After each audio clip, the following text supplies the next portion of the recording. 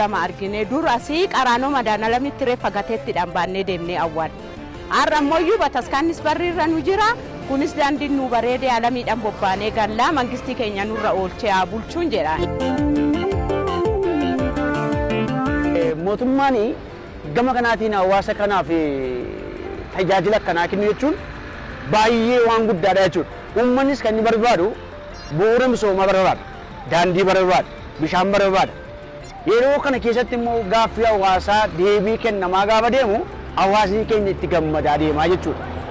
Ganama baane galgala dhimma keenya bakkee deemnu nutti barfatee mana murtiitillee deddeebi'aan tulee makiinuma kiyyaan konkolaataa kiyyaan ba'ee galuudhaaf rakkina guddaa ture.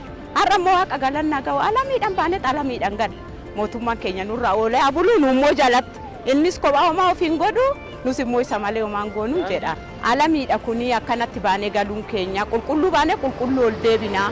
Dhoqqeen hin jiru awwaarri hin jiru tamasgeen jedha. Mootummaan illee akkasuma ammallee wantoota jiran akka kanatti komii hawaasaa madda komii hawaasaa kan ta'e kana keessatti furmaata akka kanatti kennuunsa baay'ee hawaasni gammadaa deema. Gaaffii isaaf immoo gaafa deebii argataa gaafa deemu booriftaaniifis abdii qabaa jechuudha.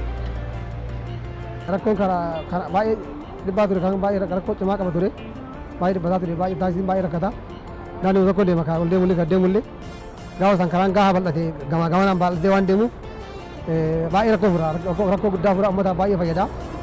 Makiinaa halkan guyyaa deema halkan sa'a sagalii qabee toostaraa deema kanaaf baay'ee faayidaa guddaa qaba. Baay'ee dabala magaalaa kana naannoo kanatti amma duraan suuqii maaliin kunniin kiraa isaa baay'ee mana hidhaa ture. Gaafa